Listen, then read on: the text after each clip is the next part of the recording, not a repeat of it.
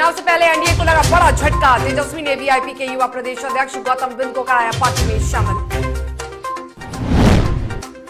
उपचुनाव के बहारे 2024 की तैयारी में जुटी कांग्रेस। महागठबंधन से दूरी बना कन्हैया जुगनेश हार्दिक पर जताया भरोसा। 5वें चरण में 38 जिलों के 58 प्रखंडों के मतदान के लिए खत्म हुआ प्रचार का शोर। शांतिपूर्ण मतदान के लिए सख्त निर्देश। और आगरा में स्वास्थ्य व्यवस्था की उड़ी खिल्ली। छज्जे पर बिठाकर मरीज का हो रहा इलाज। वीडियो हुआ वायरल।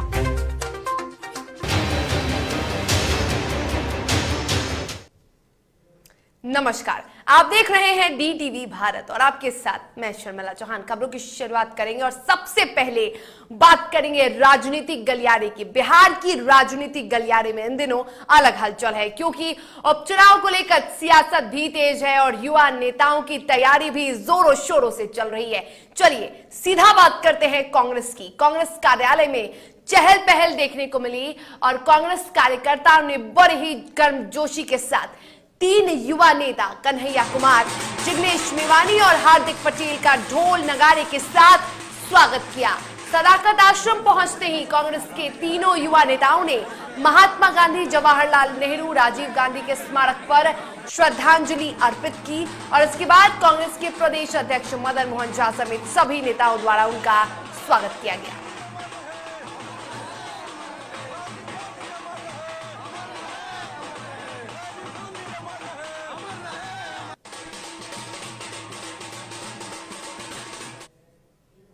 और बिहार में विधानसभा की 2 सीटों पर उपचुनाव से पहले सियासी लड़ाई जारी है। कांग्रेस का लोकसभा चुनाव को लेकर बड़ा बयान सामने आया है और इस बयान से अब साफ हो चुका है कि महागठबंधन बिहार में टिकने वाला नहीं है। कांग्रेस प्रभारी भक्त चरण दास ने बिहार के 40 सीटों पर अकेले चुनाव लड़ने का दावा कर दिया है, जिससे अब आरजेडी की टेंशन बढ़ गई है।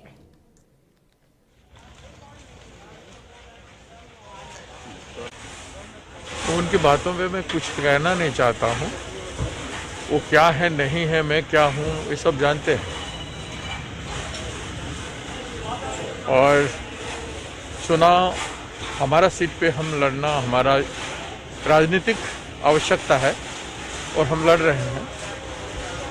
और उन्होंने गठबंधन को तोड़ा तो हम 2 सीट पे लड़ रहे हैं। कांग्रेस अपने आप की ताकत में खड़ा होगी। हम जम के लड़ेंगे और 40 पार्लियामेंट में लड़ेंगे। वहीं जहां एक तरफ कांग्रेस ने अलग चुनाव लड़ने का दावा किया, तो दूसरी ओर कन्हैया कुमार ने भी पटना पहुंचते ही केंद्र से लेकर राज्य सरकार तक जमकर हमला बोला। कांग्रेस नेता जिग्नेश मेवानी ने भी सरकार की विफलता को गिनाया। पहली बार शायद इतिहास में ऐसा हुआ, समाजवाद के बजाय मोदी और अमित शाह आरएसएस और भाजपा की राजनीति के चलते पूंजीवाद पूरी नंगई के साथ आगे बढ़ रहा है।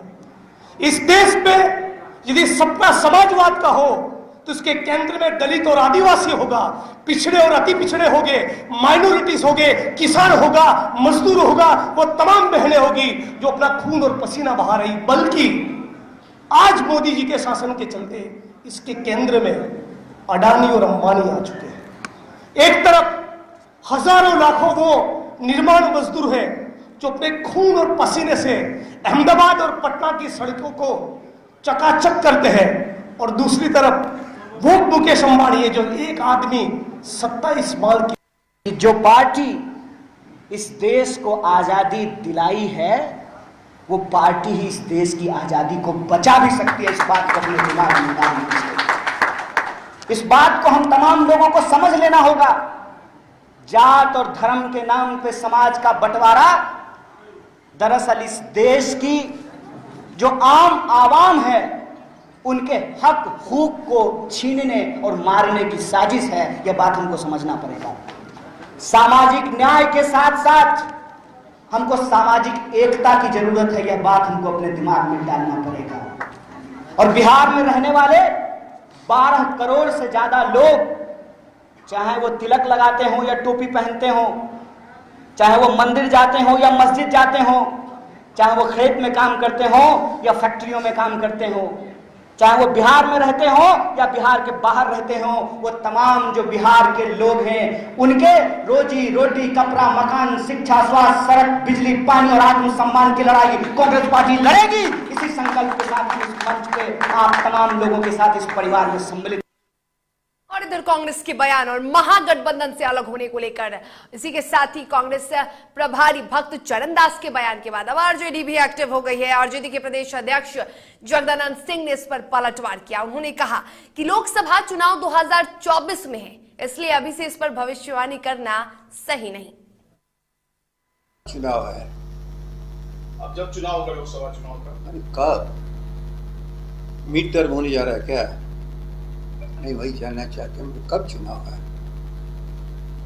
हमको तो सुनते हैं कि 24 में चुनाव होगा, और इतने दिन पहले की भविष्यवाणी हम लोग कर नहीं सकते। हम लोग की क्षमता इतने पहले भविष्यवाणी करने की नहीं। और रहा निर्णय करने का, तो हर पार्टी अपना अपना निर्णय करती है। हम लोग महागठबंधन है, कोई एक दल नहीं है, तो जो भी समय पर निर्णय उनके हो गए हम लोग स्वीकार करेंगे। वो कह रहे हैं कि अब कांग्रेस महागठबंधन में नहीं, हम लोग महागठबंधन में हैं। इसका क्या मतलब निकाला जाए?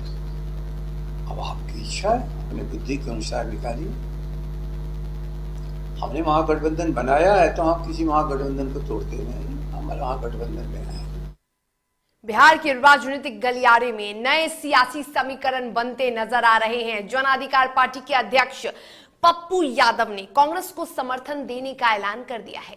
जाप सुप्रीमो पप्पू यादव ने कहा कि कांग्रेस जहां कहीं भी उम्मीदवार देगी, उम्मीदवार उतारेगी, उनकी पार्टी उनका समर्थन यानी जाप उनका समर्थन करेगी। दरअसल कांग्रेस के प्रदेश अध्यक्ष मदन मोहन झा ने जाप सुप्रीमो पप्पू यादव को पत्र लिखा था और उन्हें समर्थन की मांग की थी।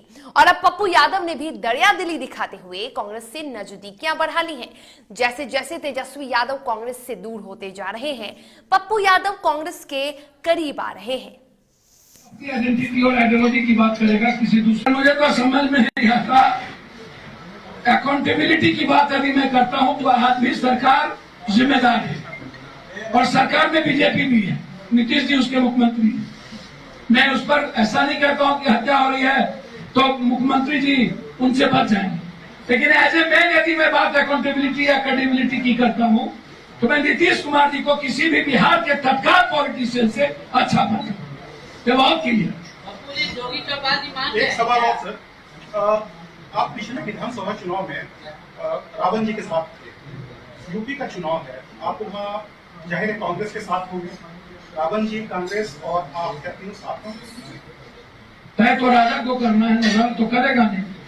यदि कांग्रेस को लगेगा कि मेरी आवश्यकता होगी, रावण को जरूरत होगी, तो पप्पू यादव साथ रहे। कांग्रेस में विलय कब कर रहे हैं? ये आप किसी ज्योतिष से पूछ लीजिए।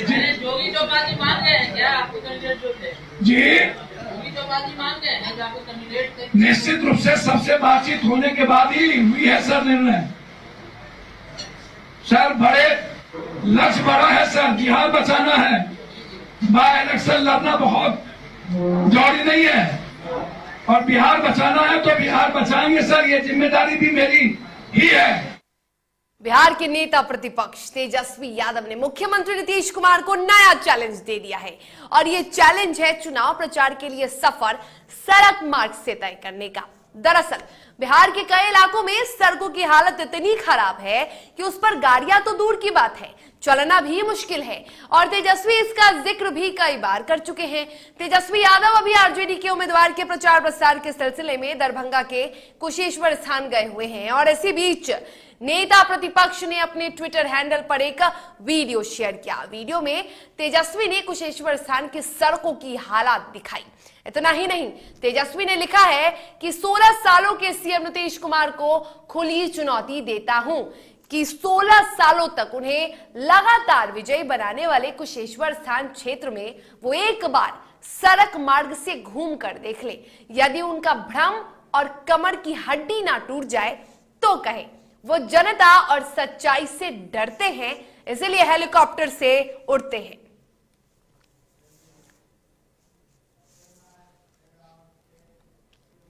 बिहार उपचुनाव से पहले आरजेडी को बड़ा साथ मिला है। बिहार के पशुपालन मंत्री मुकेश सहनी की वीआईपी के युवा प्रदेश अध्यक्ष शुक्रवार को आरजेडी में शामिल हो गए। नेता प्रतिपक्ष तेजस्वी यादव की मौजूदगी में वीआईपी के युवा प्रकोष्ठ के प्रदेश अध्यक्ष गौतम बिंद आरजेडी में शामिल हुए। आरजेडी का दामन थामा, उन्हें तेजस्वी यादव ने आरजेडी की सदस्यता दिलाई। आपको बता दें कि गौतम बिंद मुंगेर के तारापुर के रहने वाले हैं। तारापुर में उपचुनाव 30 अक्टूबर को होने वाले हैं और ऐसे में गौतम बिंद के आरजेडी में आने से पार्टी को और मजबूती मिली है।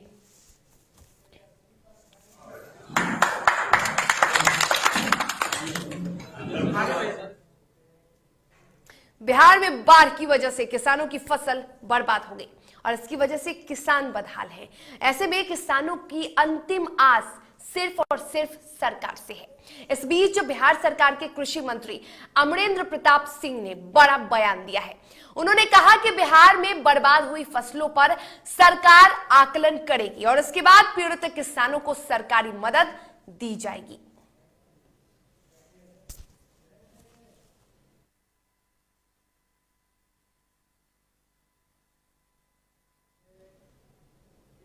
चलिए इसी के साथ खबरों के सफर में वक्त हो चला एक छोटे से ब्रेक का।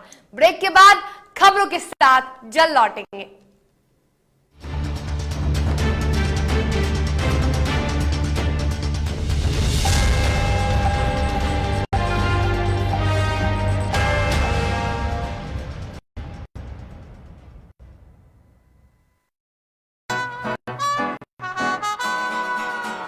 बार बार देखो, हजार बार देखो, ये देखने की चीज है, हमारा दिल रुबा। ताली हो, ताली हो। This is my favorite. I like the way I look. I like this. Your wall looks amazing in this one. The wall. Yeah.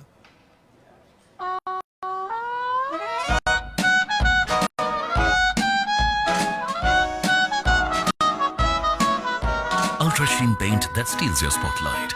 Royale Glitz with Ultra Sheen. Luxury with Teflon.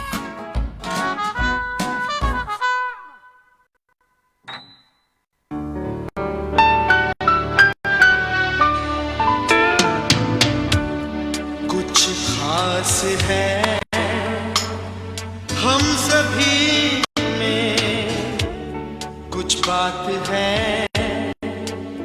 हम सभी में, बात है खास है, कुछ स्वाद है, क्या स्वाद है जिंदगी में। Cadbury's Dairy Milk. दादी, इतने सारे पापड़ बन गए, क्या करें? कच्चा पापड़, पक्का पापड़, एक्स्ट्रा पापड़, इंस्टा पापड़, कक्कड़ दादी के छत का पापड़ विद ऑनलाइन प्रेजेंस बन गया धाकड़। फोन पे करके ऑर्डर ही ऑर्डर, सब वाह हो गए इसको खाकर। कच्चा पापड़, पक्का पापड़, चंडीगढ़ टू चेन्नई बढ़िया सापड़। कच्चा पापड़, पक्का पापड़, एक्स्ट्रा पापड़, इंस्टा पापड़। बिजनेस बढ़ाओ इंडिया के फास्टेस्ट 4G के साथ। स्पीड से बढ़ो विद वी गिगानेट। और ये रहा आपका बर्थडे गिफ्ट। पापा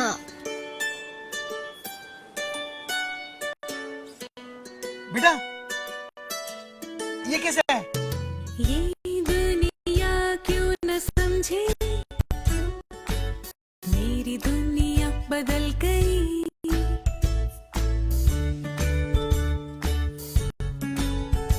और ये देखो पीहू,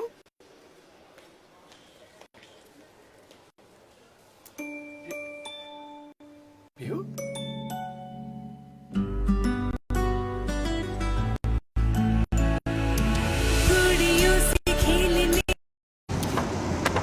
छुट्टी कैंसिल।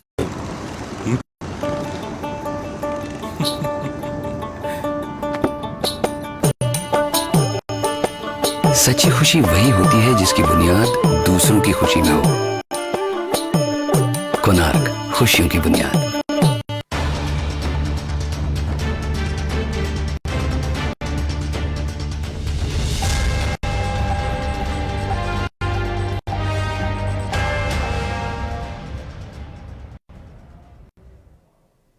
और ब्रेक के बाद एक बार फिर से आप सभी का स्वागत है। चलिए खबरों में आगे बढ़ेंगे और बात करेंगे छपरा की, जहां नगर निगम में डिप्टी मेयर के विरुद्ध लाया गया अविश्वास प्रस्ताव गिर गया, जहां उप मेयर नागेंद्र राय की कुर्सी बच गई। नगर निगम के उप मेयर नागेंद्र राय के विरुद्ध लाया गया अविश्वास प्रस्ताव 12 के मुकाबले 19 मतों के अंतर से खारिज किया गया। जिला समाहरणालय के सभागार में बेहद शांत माहौल में हुई चर्चा के बाद प्रस्ताव के पक्ष में मात्र 12 वार्ड पार्षदों ने अपनी सहमति जताई, जबकि 19 पार्षद प्रस्ताव के विपक्ष में खड़े रहे। अपनी कुर्सी के बचने के बाद उप मेयर ने कहा कि ये उनकी नहीं, उनके समर्थक वार्ड पार्षदों की जीत है।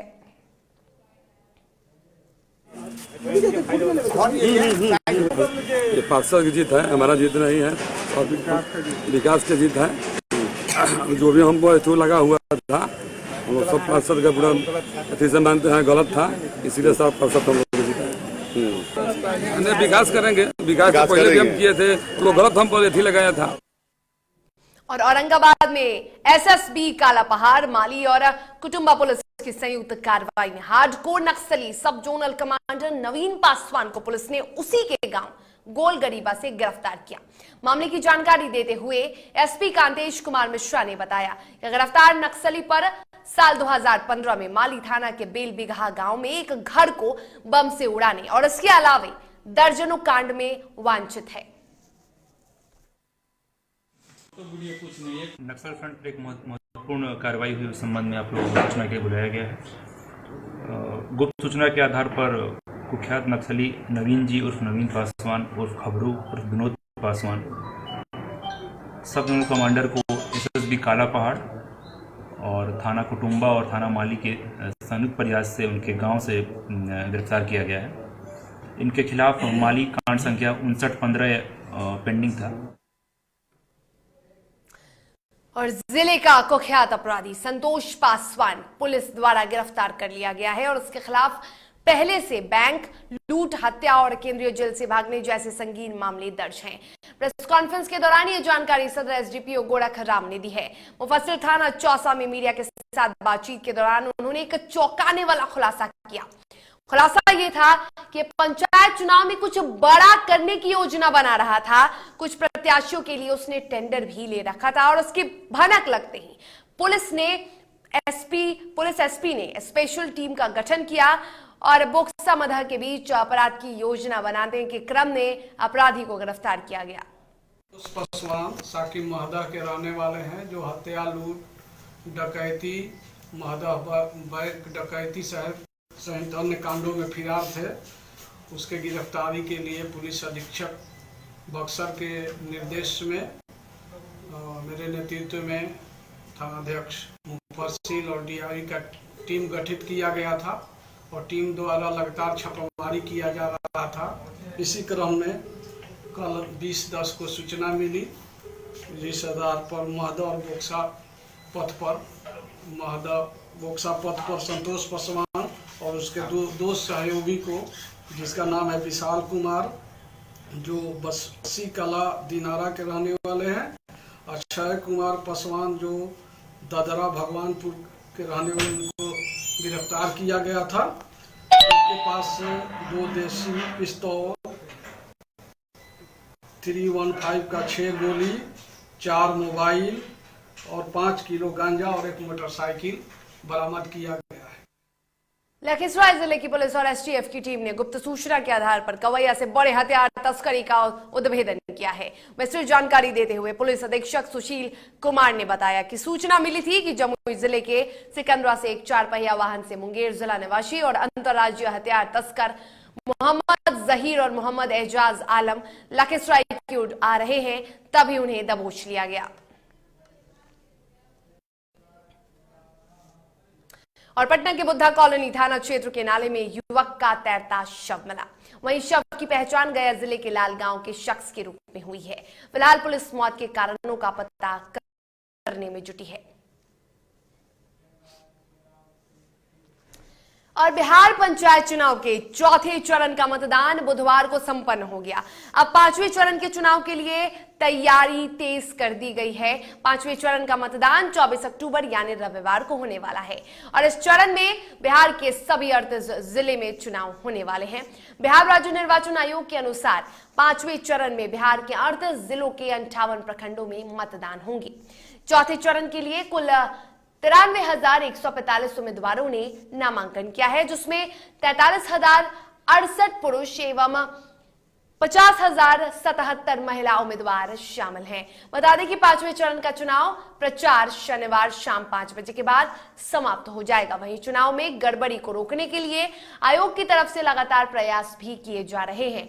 बता दें कि बिहार राज्य निर्वाचन आयोग चुनाव में किसी भी तरह की गड़बड़ी ना हो, इसके लिए हर संभव प्रयास कर रही है और इसी क्रम में बोगस वोटिंग को रोकने के लिए आयोग ने नया नियम लागू कर दिया है, जिसके तहत फर्जी वोट करने वालों के खिलाफ बड़ी कार्रवाई की जाएगी।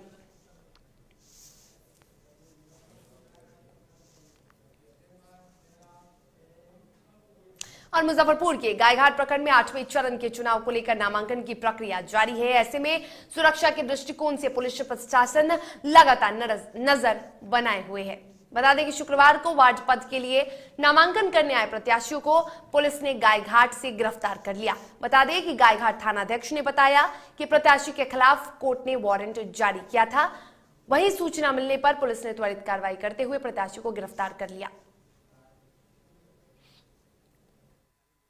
वार्ड में नॉमिनेशन करने आए थे, जानकारी के आलोक में भेजा गया पुलिसकर्मी को, तो वहाँ पाए गए। उनका नाम था गुलटेन राय, पिता राम इकबाल राय है। माननीय न्यायालय से पूर्व में इनके विरुद्ध वारंट निर्गत। बिहार पंचायत चुनाव के 8वें चरण के चुनाव को लेकर गायघाट में शुक्रवार को नामांकन के दूसरे दिन विभिन्न पदों के लिए प्रत्याशियों ने नामांकन पर्चा दाखिल किया। वहीं गायघाट क्षेत्र संख्या 11 से मोहम्मदपुर सुरा पंचायत की मुखिया उम्मीदवार सुनीता देवी ने अपना नामांकन पत्र दाखिल कर क्षेत्र की जनता से एक बार और मौका देने की अपील की है। बता दें कि एक बार और मौका दिया जाए, मुखिया प्रत्याशी ने लगातार जनता से ये बात कही है। वहीं मुखिया उम्मीदवार सुनीता देवी के पति वर्तमान पैक्स अध्यक्ष सुनील कुमार ने कहा कि यदि जनता उन्हें चुनती है तो सारी योजना को जनता तक पहुंचाने का काम करेंगे। देखिए, हम तो ऐसे भी समाज सेवी हैं। आप मान के चलिए कि 15 साल से लोगों का सेवा करते आ रहे हैं।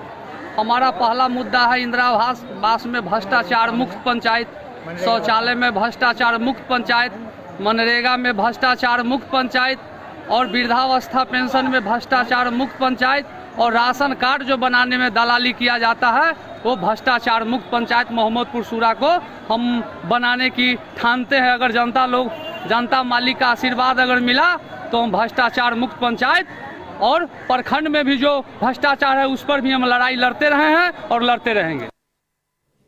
सुपौल के त्रिवेणीगंज प्रखंड में 7वें चरण में आगामी 15 नवंबर को मतदान होना है और इसको लेकर प्रखंड परिसर में नामांकन दाखिल करने की प्रक्रिया चल रही है। वहीं नामांकन दाखिल करने के दौरान स्टॉल पर तैनात कार्यपालक सहायक बाबुल कुमार की अचानक तबीयत खराब हो गई। इसके बाद परिसर में मौजूद अन्य कर्मियों ने अस्पताल में उन्हें भर्ती कराया। पेशेंट ये जो है ब्लॉक में जो है नॉमिनेशन में वहाँ पर ड्यूटी में था, जिसने कंप्लेंट किया कि चक्कर में आया गिर गए थे, तो हॉस्पिटल लगा था, मतलब इलाज चल रहा है, स्टेबल चल रहा है। वैश्विक महामारी कोरोना से भारत अब भी लड़ रहा है और भारत ने पूरी दुनिया में 100 करोड़ से भी ज्यादा लोगों को टीका देने का इतिहास रचा है, जिससे पूरे विश्व में भारत ने सर्वोपरि स्थान प्राप्त किया है। वहीं पटना सिटी के फतेह नारायण सिंह अकेडमी प्रांगण में कोविड टीकाकरण के दौरान पटना साहिब के सांसद रविशंकर प्रसाद ने कहा कि भारत सरकार ने युद्ध स्तर पर पूरे देश में कोविड टीकाकरण करवाया है, वो भी निःशुल्क। मुझे गर्व है कि हमारे प्रधानमंत्री ने कोविड से हम लोगों के जीवन को बचाया है। इस अवसर पर सांसद ने नमो टी स्टॉल का भी शुभारंभ किया और सबसे पहले चाय की चुस्की ली। देखिए, ये भारत की संकल्प शक्ति है। डॉक्टर की, साइंटिस्ट की, नर्सेस की, सफाई कर्मचारी, एएनएम, हमारी जो नर्सेस इंजेक्शन दे रही हैं 100, और सबसे बड़े हमारे प्रधानमंत्री जी का नेतृत्व। देश जागता है, जगाने वाला होना चाहिए। और नरेंद्र मोदी जी ने देश को जगाया। 100 करोड़ लोगों को टीका लग गया और लगभग 29-30 करोड़ लोगों को दोनों डोज लग गया। और चलिए सीधा रुख करते हैं झारखंड की खबरों का। साहिबगंज के राजमहल प्रखंड क्षेत्र के मॉडल डिग्री कॉलेज परिसर में राजमहल विधायक अनंत कुमार ओझा ने 9 करोड़ 56 लाख की लागत से बनने वाले बहुउद्देशीय परीक्षा भवन निर्माण कार्य का विधिवत शिलान्यास किया। इस दौरान विधायक ने कहा कि हजारों छात्र छात्राएं भवन में शैक्षणिक सुविधाओं से सुसज्जित उपकरण का अब लाभ ले सकेंगे। परीक्षा के दौरान अब ना तो छात्रों को परेशानी होगी, ना ही कक्षाएं निलंबित की जाएंगी। उन्होंने कहा कि इस परीक्षा भवन का निर्माण हो जाने से लगभग 1500 छात्र एक साथ बैठकर परीक्षा दे सकेंगे। एक बहुउद्देशीय परीक्षा भवन जो 9 करोड़ 56 लाख की लागत से ये बनने वाला है, इसका हमने आज शिलान्यास किया। और वास्तव में 2019 में ही इसकी स्वीकृति हो चुकी थी, लेकिन कालांतर में कुछ तकनीकी कारणों से, कोविड कारणों से बड़ा विलंब हुआ। लेकिन मुझे विश्वास है कि जो मैंने विभागीय अधिकारियों से मैंने जो बात किया, उन्होंने बताया कि समय पर योजना का जो निर्धारित समय है उस समय तक ये योजना पूरा हो जाएगा। चलिए अब नजर डालते हैं उत्तर प्रदेश की खबर का। उत्तर प्रदेश के आगरा में सफाई कर्मी अरुण वाल्मीकि की हत्या ने अब सियासत का रूप ले लिया है। मृतक के परिजनों से नेताओं के मिलने का सिलसिला लगातार जारी है और इसी कड़ी में भीम आर्मी चीफ चंद्रशेखर आजाद भी परिजनों से मिलने पहुंचे। साथ में प्रदेश अध्यक्ष सुनील चित्तौड़ और अन्य पदाधिकारी भी मौजूद रहे। आजाद ने मृतक परिवार से मिलकर प्रशासन की कार्यशैली पर सवाल खड़े करे और पीड़ित परिवार को न्याय दिलाने का भरोसा दिया। तो है ना, ये फर्क है। मुझे कहना पड़ेगा मीडिया के साथियों से कि जब तिवारी जी की हत्या हुई तो 40 लाख रुपए सरकारी नौकरी ओएसडी की क्लास 1 की दे दी गई। जब मनीष गुप्ता जी की हत्या हुई, दुखद है, वो भी नहीं होना चाहिए था। उनके परिवार से कोई व्यक्ति गया, उन व्यक्ति की हत्या की जाती है तो 10 लाख रुपए और एहसान कर रहे हैं। नौकरी कब मिलेगी, कहाँ मिलेगी पता नहीं, अज्ञात में मुकदमा। तो ये दलितों की हैसियत है और इस हैसियत को हम ये समझते हैं कि हम भारतीय संविधान के अनुरूप हमें भी बराबर के अधिकार भी हम हैं और हमसे लड़ना पड़ेगा या फिर करें हमारे भी कत्ल। अगर चाहते हैं कि न्याय को बाधित कर दिया जाए तो फिर हमारे भी कत्ल करें। अगर जैसे हमारे भाई की हत्या की तो हमें भी गोली मारे सरकार, लेकिन अगर सरकार सोचती है कि वो न्याय को बाधित कर देंगे तो ऐसा नहीं होगा। और सरायकेला में जिला दंडाधिकारी सह उपायुक्त अरवा राजकमल ने सदर अस्पताल का दौरा किया। इस दौरान उपायुक्त ने सीएसआर मद से 40 लाख की लागत से गेल इंडिया अथॉरिटी द्वारा सदर अस्पताल में बनाए जाने वाले आईसीयू बेड का निरीक्षण किया।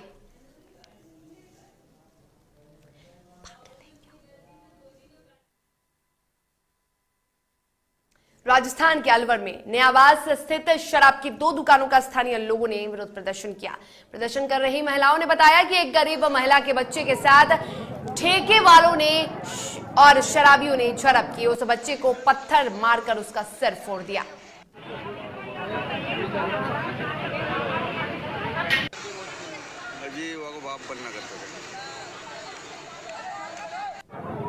भाई साहब कि हमारे गरीब लेडीज है, उसके बच्चे के जो है ना ठेके वालों ने और शराबियों ने मिल करके है ना ऐसा पत्थर मारा है कि उन्होंने कुछ नहीं किया।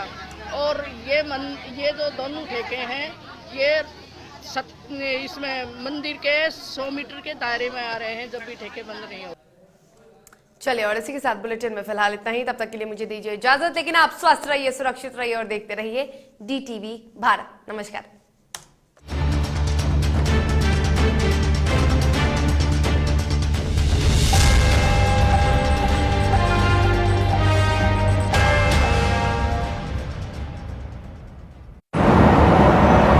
सर